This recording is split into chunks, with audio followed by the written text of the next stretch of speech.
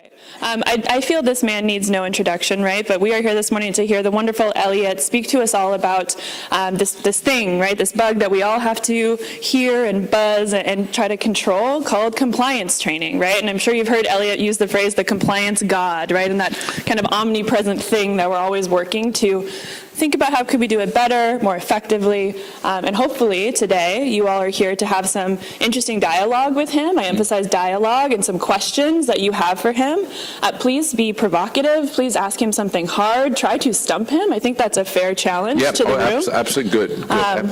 And, you know, I'm actually going to kick us off with what is I hope, question that will inspire some conversation. Before you do, let me just do a process note. What we're going to do, if you're okay with it, when we do these tape sessions, rather than do 1-hour sessions because nobody watches them to the end, we're going to probably be about 35 to 40 minutes long, okay? And then I'm going to do some other video on compliance that we will curate back out to everyone here. So just so in your mind, and that also will give me enough time to get in there and get our general session all tweaked and ready to go there. So, awesome. Okay, go for it. Thanks, Elliott. All right, so we have heard a lot about things dying at this conference. We've heard about the death of the LMS, the death of our attention spans, right?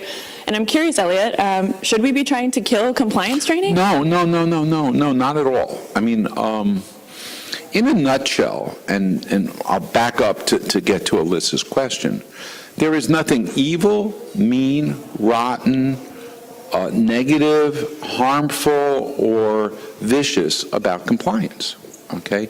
Every one of you right now wants to make sure that the coffee that you drink is not poisonous. You want to know that the air that we breathe here is appropriate. You certainly want to know that nobody went to check in to the hotel and they looked at the color of the skin or what they thought their gender orientation was and refused them. And you certainly, and so I can keep going on, so that if any one of us were to make a list of the things that we would hope that the world would keep safer for us, it would be a really, really long list. Okay? So let's start from the point of view that there's nothing wrong with compliance. Where it has a problem for us, and that's why I don't want to murder it, is that we've gotten sidetracked. We look at theatrical elements of compliance rather than things that actually keep us safer, better, or more secure. Now, without any insult, because we have a couple of them here, I want to use what will happen when you go to the airport today and go through TSA. Okay? And it means well. But if you've ever been to Israel, their TSA works very different. When you drive up into the Tel Aviv airport or Jerusalem airport, there's somebody there scanning the license plate of your car and cross-scanning your ticket. Why? Because one of the first things they want to know is how did you get there and where did you come from? Then you go inside and they map your bags to your ticket. Then they go a little bit farther and they, when you get to, before you actually go through the security, somebody comes up and asks you a series of questions, okay?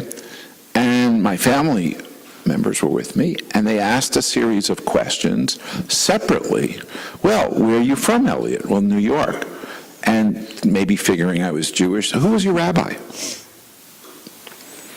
And they asked a series of questions in that. And meanwhile, asked somebody else, where did he grow up? Then when the bag goes through security, it's scanned against you. So in Orlando, when your bag goes through security, there's no data point about that bag belonging to you. So in fact, if it's discovered and you see it, you could just walk to the plane at that point. Because the bag without a relationship to you has no context. So in the end of the day, bless their hearts, They're doing a piece of theater to look as though they're keeping us very safe. In reality, what they ought to do, and I'm not really saying they should do bad filtering, but based on who you are and what your background is and what your context is, there ought to be a very different pathway to that process. So what we have to understand is that when compliance becomes scaled, it often loses its impact and becomes theatrical. Do you hear that? No, there are no bad guys here. Nobody at TSA said, let's not make it effective. But what they said is, how can we move everybody through that process? Well, I think they could. Bluntly, let's go back to what I said. I would build a air passenger blockchain. So now they're mapping my objects to me and where I'm going and where I've been.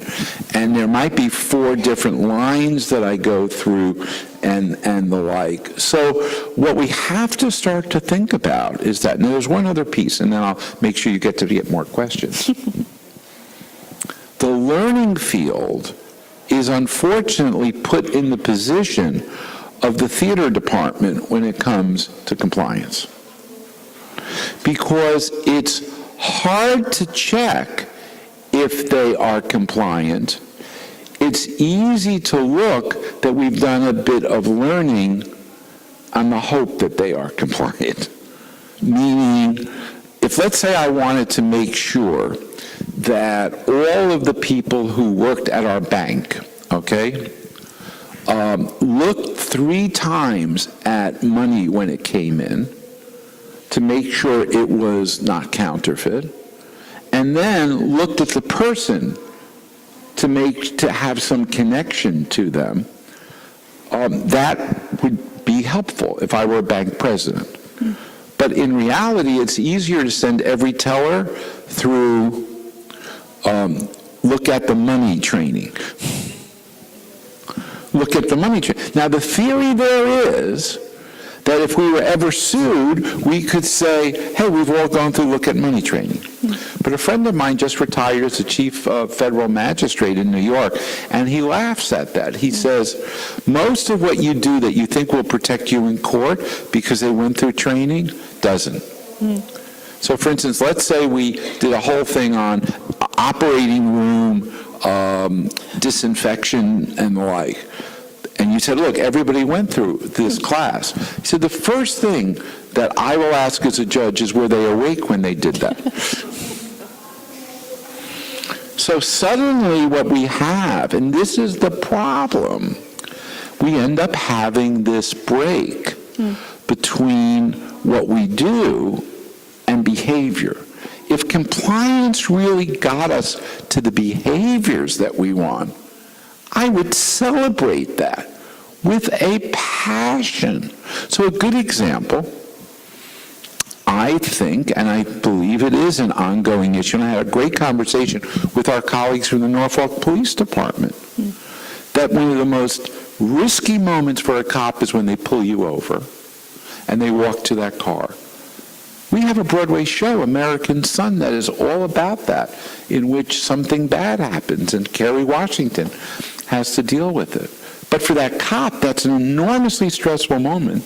But for that kid in that car, it's an equally stressful moment.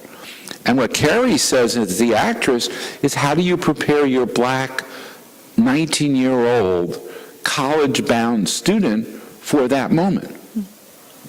So what if we had a way that when that car was pulled over, that license plate popped up more information that would start to create a greater degree of knowledge, and in fact created a way for that person in that car to not be as frightened, to be able to respond in that.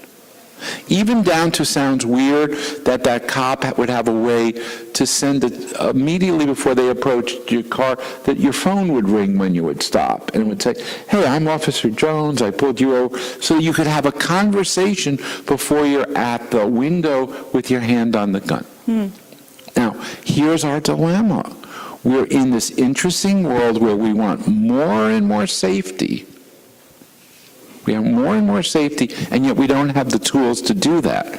So the intermediate effect is compliance bombardment, and the impact on the learning field is that we need to develop and deliver a huge waterfall of compliance elements. Now, I'm going to go farther on this, but that would be where I would start, Alyssa. So let's get some questions. Yeah, absolutely. Anyone have anything to kick off with Elliott? Get my steps in this morning. There you go. Good morning, Elliott. Greg Stout from Bank of America.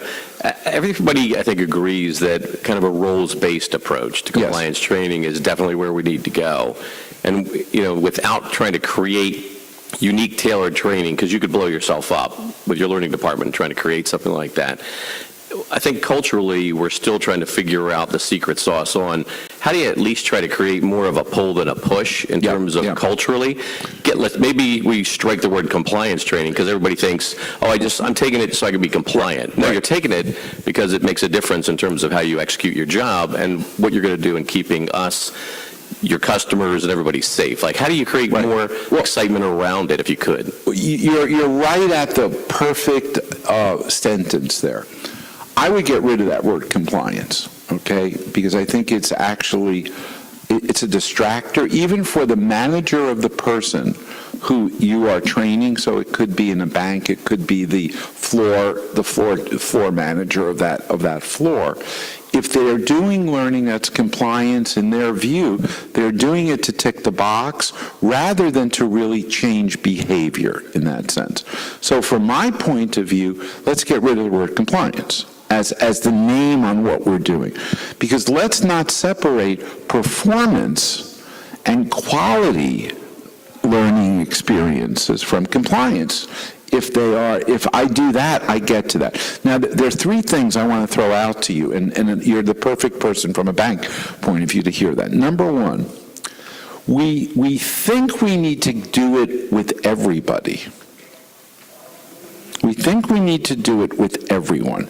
And certainly there's some degree of testing or behavioral looking we want to do for each employee before they do something. So I want to know that each employee has had some money laundering,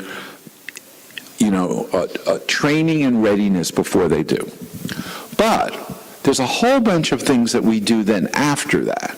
Now, if we were running a bread factory, one of my favorite ideas, that we would run a bread factory, if we run a bread factory, we need to occasionally test the quality of the bread loaf to make sure it hasn't eroded. But what would happen if we tested every loaf? We'd be out of business.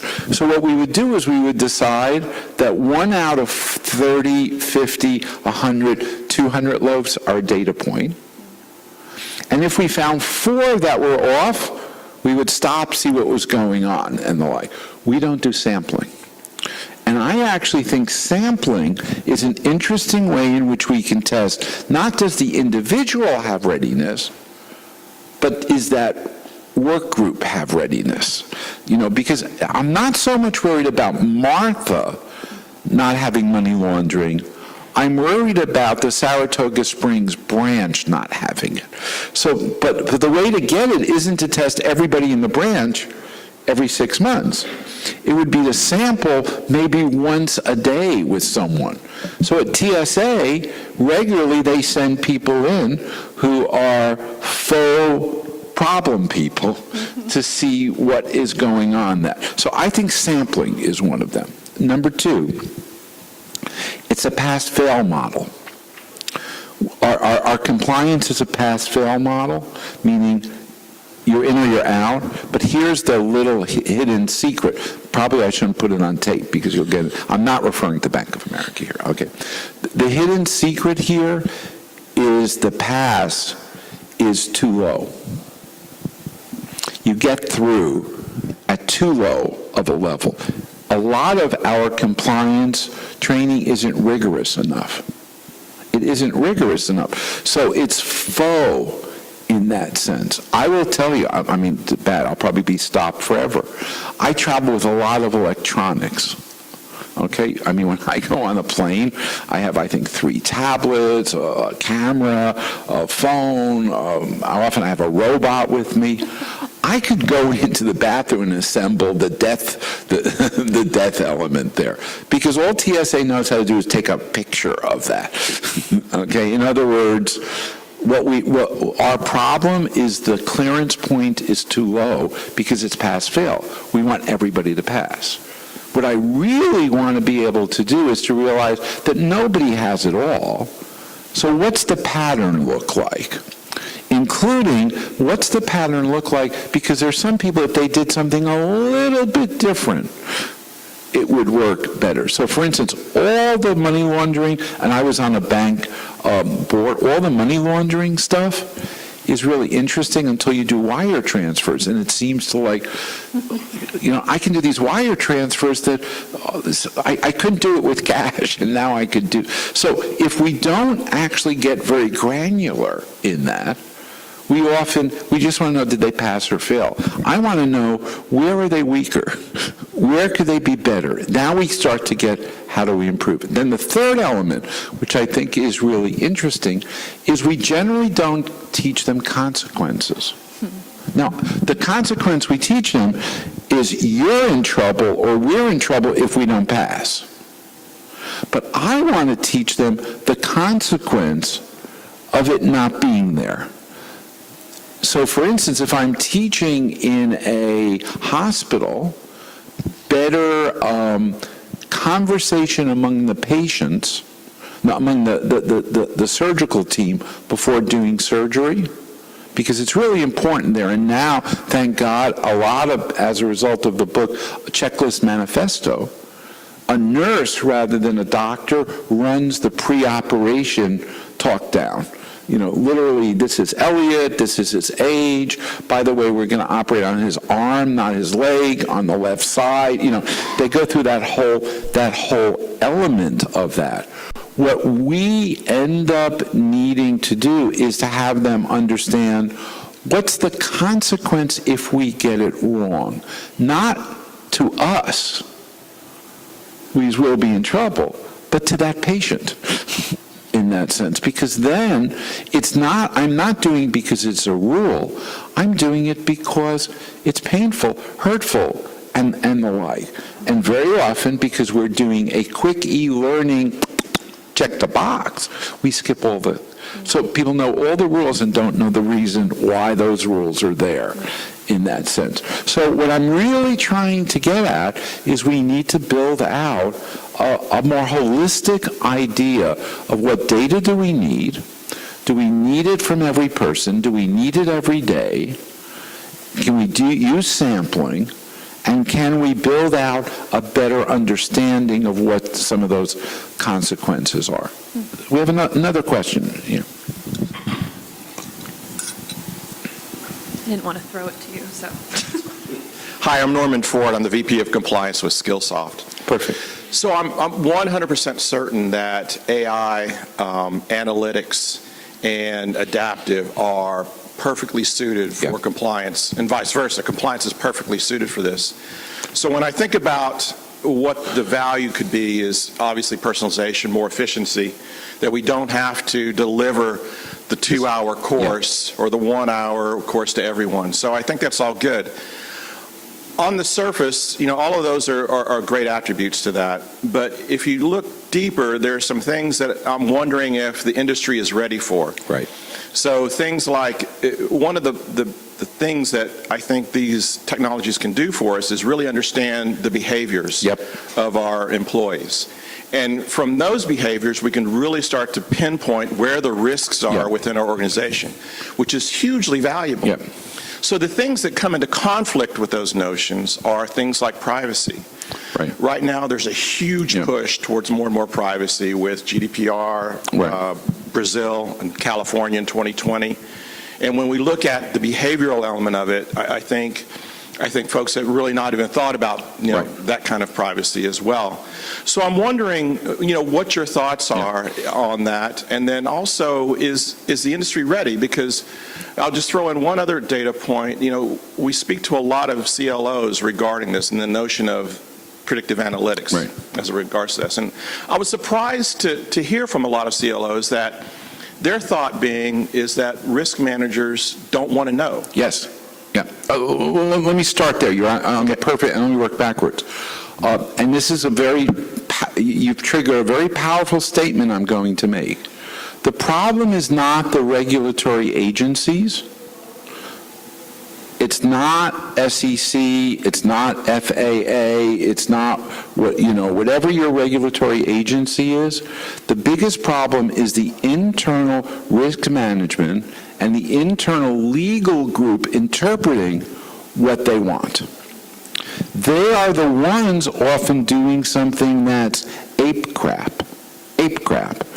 Because A, they don't understand the loaded cost of what they did. So let me give you an interesting example. A very large retailer had a problem, which happens often, is they had incidents where a customer would cut themselves and some blood would fall down, okay? And this particular retail got sued a lot. And it happened that 1 month, blood, there were cuts. I don't mean life-threatening cuts, okay, in about 5 stores in one region, okay, that somebody found out, and bluntly, a well-meaning employee just took a towel and wiped it up, okay? So they got sued that they weren't doing blood handling well, okay? It was a class action suit. The risk management person for that retail chain decided to settle it, that every employee should take a 1 hour, it was a 40-minute e-learning program on what to do when blood happened on the floor, and agreed that they would do it within 7 days of starting to work. Now we're talking about a chain with hundreds of thousands of employees there, okay? So think about it, in the first 7 days, and 40 minutes requires about an hour of time to get back and forth, and they got all of this useless stuff done. And I actually talked to their chief learning officer, and I said, did you give the data? He said, they don't want to know about it, because they're not paying for that. And the loaded cost, by the way, we figured out, was $11 million to deliver this useless form of learning. But that lawyer didn't have to put their credit card down to do that.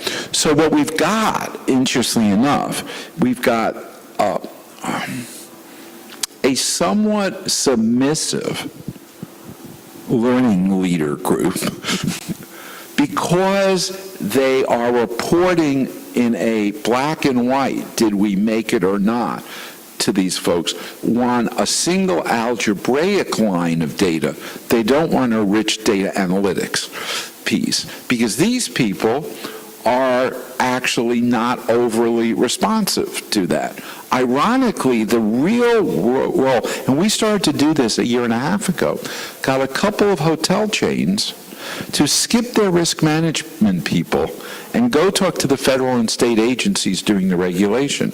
And you know what was interesting? They were all ears on better ways to do that. They loved getting the data, but we internally have a blockade of a risk management person who doesn't understand learning, or a legal person who doesn't understand learning or the risk side, but sees it as a legal transaction. What I think is beautiful about what you and others are doing is we're going to have to start to build up the data fluency of the organization around, including data fluency that flows to me, the employee, to my manager as a group, is referenced by incidents that inform it. That's what's happening there. And then has a way of rolling it up to go to the regulatory folks. And hopefully we influence along the way the folks there. I've been advocating in larger organizations that in the learning division, we create a chief compliance officer in the learning field, not in the risk management field, and that we give back to management a cost structure of what we're spending. Because in that one retail place, when they realized what they were spending, it took one board member to say, this is a load of crap. And by the way, one call to the regulator who said, I don't understand what you're doing. Because they're not bearing the load of that. So I'm delighted that you exist at Skillsoft. I'm almost wanting to clone you because I think we need somebody in the organization who understands learning. And now we go to the next thing he said, understands behavior. Because really often a compliance problem occurs because somebody doesn't get it down here. That there's one cognitive thing that they don't get. So somebody in an operating room can say, well, I scrubbed up. I'm fine in that sense, which is true. But from a behavioral element, if they understand where infection can occur, it's way deeper than I clean my hands in that sense. So we've got to be able to be analytical, that if I don't get this, this happens here. I'll give you a really interesting retailing one right now. Every retailer wants you to be in compliance. But every retailer wants the speed through the checkout line to be fast. So you go to most retailers now, they're wanting, after you finish your thing, that it's between a 8 and 12 second checkout process. The dilemma is that usually has the cashier not looking at you. But if your goal is good customer service, and now you have to say your card was declined, if you haven't looked at the person, you've got this whole ripple effect in that. So we need to get a better behavioral model of, if we really want to change behaviors, what do we have to change in our business processes to do that? And that's why I'm saying compliance is not the enemy, it's the envelope in which a lot of this stuff happens in that. Another question? Oh, back there. I told her to wear comfortable shoes, that she would run around. And afterwards, I'm going to ask myself a question, and I will. Thank you. Corey Mitchell from Brightwave. Hiya. I wanted to ask, because a lot of my clients are saying sort of they're moving away from tick box exercises, they want to sort of embrace behavioural change. But what would you say the best way was to measure the behavioural change? Yeah. Well, here's the interesting dilemma, and my colleague from Skillsoft will smile as I say this.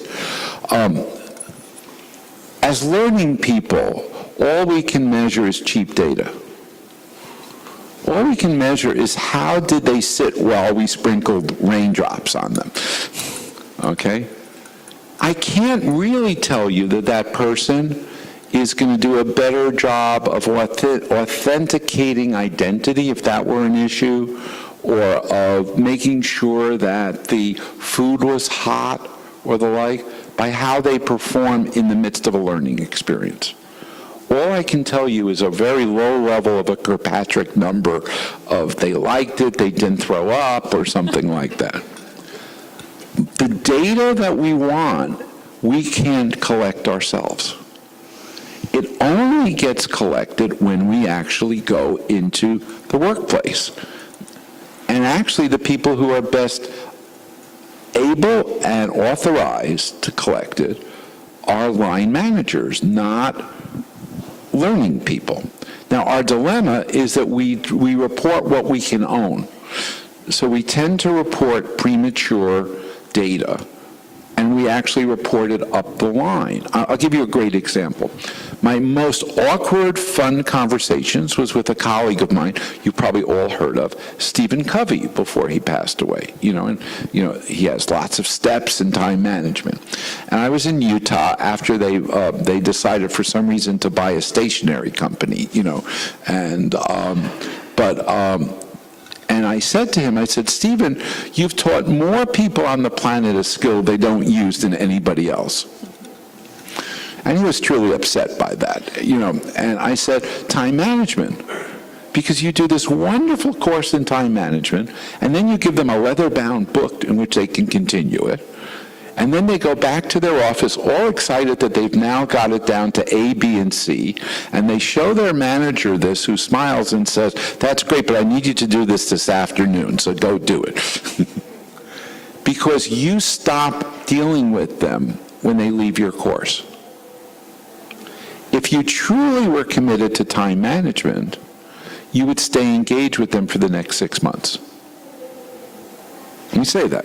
You would stay engaged with them for the next 6 months.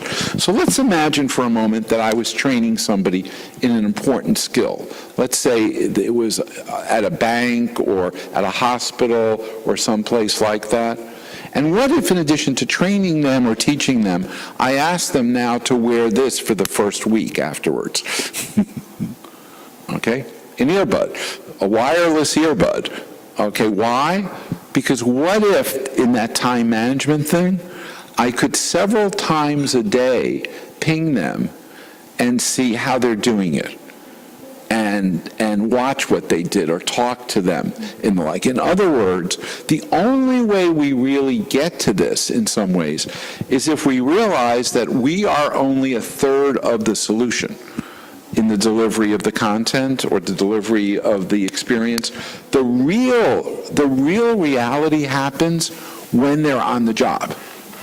And now they're doing real work. Now, I get excited to go back to your AI machine learning. If we moved away from testing looking like a test to what if, and let's go back to our friends, the Norfolk Police Department, okay?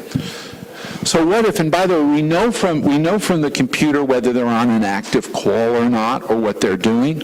So what if every day, every police person on the Norfolk Police Department, at the appropriate moment, they're on duty, they're not on a call, got a little mini question, scenario, or situation in which they said yes, no, or here's what I would do, or here the like, you know. And by the way, they would not get the same one, so there'd probably even be conversation about it. Imagine if during the year they got 200 of those. And now we aggregated that to the compliance piece, because we could now look at that from the point of view of what did Gary do, or what did all the people who work for Linda, who's the staff sergeant, do, or what did everybody do on that issue. And by the way, my response to A would either lead to what my second question is, to see if it's really a bigger gap, or could lead to a piece of video that I got. You see what I'm getting at? So we would end up with a very personalized model of delivering them, almost the equivalent of little micro TED Talks, based on what was happening. Even if there were an incident that day, the next day everybody would have a little backdrop scenario of that. But think about, from a data point of view, the data that we could pull out and that we could start to use with that. And that's going to be part of the next piece of the puzzle. Oh, there's some very good noise coming from the other end. Yeah. Yeah. They're probably talking about noise in there. So, yeah, let me ask myself a question, because I want to be conscious of our time here, too. What are the three things I think we ought to do in compliance? Okay, I think I've given you one. Let's take a look at that word, okay? And if we're going to use that word, let's end up understanding it significantly better in that process. And let us not have compliance become this separate area from building performance, building quality, building elements of that. In the best of all worlds, it ought to be something that keeps us smart. I did some work with a nuclear regulatory group and that runs power plants. And they've got an interesting thing that every time you start a shift, there is a note from the people on the last shift of something that went wrong or something that they learned. So each shift was carrying forth. And by the way, if it triggered the need, then there was some structured learning that went with it. So how do we do that? Number two, I really believe you need to get a handle on what the user experience of compliance learning is. our challenge, to be blunt, is that poorly strategized compliance learning has created a negative brand for e-learning in general and for compliance-oriented in specific. The learner doesn't believe that the bank or the hospital is safer because of that. Now, ironically, are there any folks from airlines here? Okay. Ironically, pilots would never say that about their pre-takeoff check. Why? Because it's built into a staying safe, flying safe model. Okay, it's not, we've got to go through this because it's compliance. No, we got to go through it because I need to know that there's fuel in that tank or the like. So we need to figure out in that way how to repackage compliance in this element. And then the third element, I think it's really important, is we're going to have to figure out what to do from a data point of view. And so your point, I think, is a really important one. Where is the data analytics side of compliance? Are we ready as learning people to manage that? Are we ready to, if need be, have some political conversations with our risk management people? Are we able to do some experiments? I mean, I almost want that they could take 10 of us who are frequent flyers and let us redesign a TSA experience at Albany Airport. I mean, I would figure out a way to be safer, get on the plane faster, and sell more tickets, you know, in that, you know. But how would Disney handle TSA? You know, if you ask them to redesign that experience in that. And then I think the other element, and we are going to be doing it, many of you are in our learning consortium, and 2 years ago we had our first ever meeting on compliance. In 2019, I'm going to be doing a set of labs and forums on compliance. And our goal is to bring in some senior folks, some suppliers from our world who are doing that, and some of the regulators and risk management people as well. I've tried to get a course done for lawyers on compliance, the impact on talent, and the like. So, you know, make it be part of PLI, where lawyers have to get their own continuing education in that sense. We need, as a field, as a learning field, to own the impact of compliance. I'll give you a depressing number. In some organizations now, 83 to 84% of all structured learning is compliance-based. It's squeezing out, in many ways, wage hours.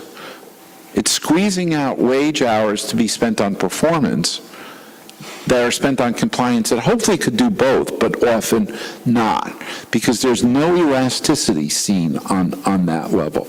And then the final piece, which I started at the beginning, is good compliance should end up feeling like there's a reason to, because it will keep us safe, keep us not on the pages of the Wall Street Journal, keep our planes flying. I had shared this when I was with one of the airlines that we met with earlier. We had Sully Sullenberger, who landed his plane on the Hudson River.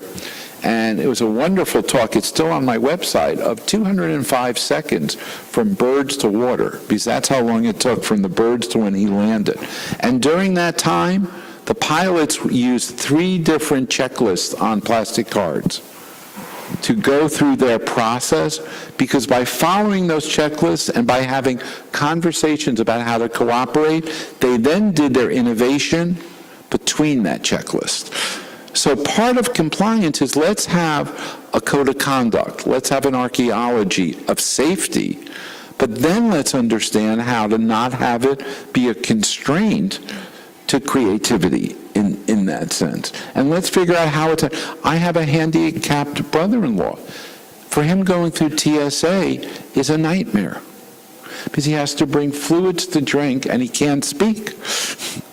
Now, some airports have figured it out, but why can't he dial TSA Facebook and have have somebody with him from an office. So how do we use what we know how to do in learning to get through the compliance thing? But please don't beat up on compliance. I don't want to live in a compliance zero world. I want to live in a safe world. I want to live in a world where I trust the code of conduct. I think we even have the language. I beat up on Goldman Sachs to not use the word gamification. I love games, but the last thing in the world you want to have as a headline is, trader was indicted, trained via gamification. But if you said, no airline would ever deny that they use simulators. But I'm not sure I want to call them flight games in that sense. So we've got to make sure that our language supports that. This is a really important topic, and I know how frustrated some of you are, but let's fix it. Let's fix it. Let's, as an industry, make this. Let's get to what compliance looks like in 2019 or 2020. Because in a complicated, distributed world with lots of change, we need to make sure that compliance is as dynamic and agile as that, and as accountable as that, to protect our employees, to protect our stakeholders, to protect our customers. And learning will be a huge piece of it, but I don't want it to be a theatrical piece of it. Thank you very much. Thanks, Elliott. Thanks, everybody.